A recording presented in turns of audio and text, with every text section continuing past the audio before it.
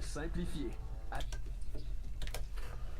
Certainement. Patrick Lapalme de chez Remax Prestige. Bon matin, Patrick. Hey, salut Sylvain. Tu vas bien? Ben oui, très bien, toi.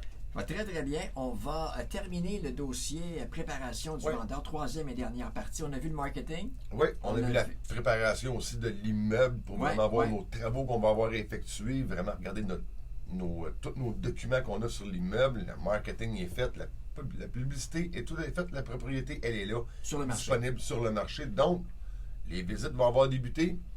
Donc, avec les visites, on demande naturellement aussi des comptes rendus de la part des autres visiteurs, autant que les visiteurs du courtier qui a la propriété, autant que les autres avec le racheteur. On va recevoir des offres d'achat. Ouais. Donc, si on reçoit plusieurs offres d'achat, ce qu'il faut vraiment savoir, là, c'est que c'est confidentiel d'une offre d'achat à l'autre. On ne peut divulguer des autres acquéreurs les conditions des offres d'achat que nous avons reçues. Notre travail va être d'épauler notre client vendeur pour qu'il puisse prendre une décision éclairée sur les offres d'achat qu'il va recevoir dans le cas échéant, dans les offres d'achat multiples. Il n'y a pas uniquement le prix non plus qui a une incidence là, sur la décision d'un vendeur. Il va y avoir les conditions aussi qui vont être à négocier là. Naturellement, on en a parlé souvent là, dans les médias, de ne pas aller avec une inspection, c'est pas vraiment prudent et diligent, mais il peut y avoir des gens qui ont des qualifications, des entrepreneurs qui ont beaucoup d'expérience dans les propriétés, qu'eux vont peut-être laisser l'inspection là, parce qu'ils vont la faire là, un peu durant la visite. La date de départ, j'imagine, peut jouer aussi. Les dates de départ peuvent jouer, donc si on a une latitude à donner à notre client, un exemple, on achète une propriété aujourd'hui, puis on dit à notre client, bon, c'est une occupation uniquement pour le mois de le juillet prochain, ben, ça peut avoir des incidences tout dépendant du besoin du client vendeur. Notre vendeur, si c'est un transfert rapide qui s'en va, il change de région, il va vouloir avoir une prise de possession beaucoup plus rapide. Donc, toutes ces choses-là, il va vraiment falloir les regarder. Et le travail du courtier va être d'épauler son client. Et aussi, ce qu'on va faire, on va aller épauler notre client et on va être présent sur les lieux lors des inspections, des tests d'eau, tous les tests de vérification de caméras pour les drains français, les tests de sol, le courtier. Moi dans mon cas, je suis toujours présent avec mes clients durant le temps que les professionnels qui proviennent de l'acheteur sont présents sur les lieux. Pour avoir le topo immédiat de ce qui se passe avec notre propriété. Est-ce qu'on s'enligne avec une négociation du prix de vente suite à l'inspection, étant donné qu'on a découvert des facteurs qui sont significatifs, qui augmentent les dépenses ou qui en diminuent l'usage de la propriété? Il faut qu'on soit au courant de tout ça pour vraiment travailler immédiatement sur notre dossier pour pas qu'on ait de surprise. On va coordonner le financement avec l'acheteur. Si c'est un courtier qui arrive avec son acheteur, lui va coordonner son financement. Mais si nous l'avons, on se doit de faire des suivis avec nos clients pour vraiment s'assurer que le financement écrit à l'offre d'achat est bel et bien en cours avec nos délais pour bel et bien les respecter. Donc, on co-compare avec toute ce beau planning-là. On va s'assurer de vraiment épauler notre client. On va attendre que tous les rapports vont rentrer pour vraiment voir c'est quoi l'état de la propriété. Dans la majorité des cas, je vous dirais que 75%, c'est vraiment ce qu'on avait vu dès le départ, mais il peut y avoir des particularités qu'on va avoir découvert à travers l'inspection.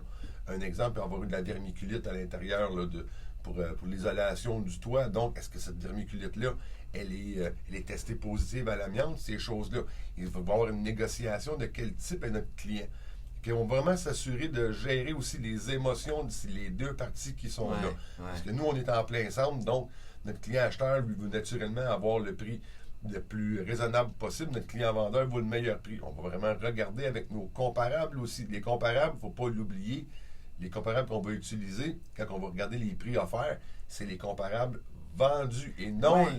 Le prix affiché. Le prix affiché. Souvent, les gens vont faire cette erreur-là, vont regarder les comparables vendus en vigueur pour aller chercher un prix. Je peux demander ça. Oui, on peut demander ça. Mais pour regarder les comparables, là, nos dimensions en pieds carrés aussi sur la propriété. Un coup que tout ça est mis là, on a notre offre d'achat, on a réalisé nos conditions, on a peut-être eu des négociations qui se sont faites en diminution du prix de vente suite à la découverte de problématiques, parce que ça peut arriver.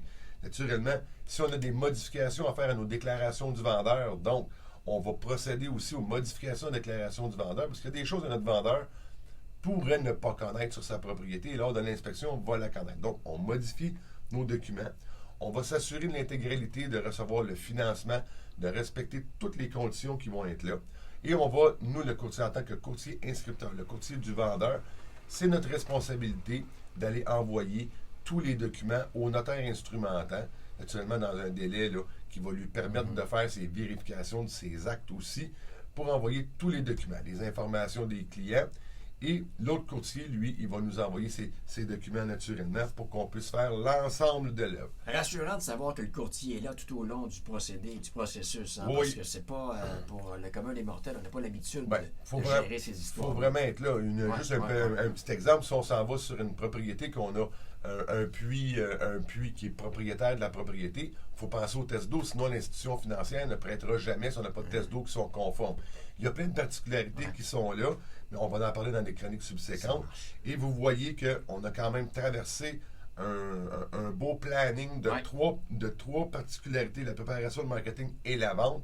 Et nous avons quand même énormément de contacts avec nos clients.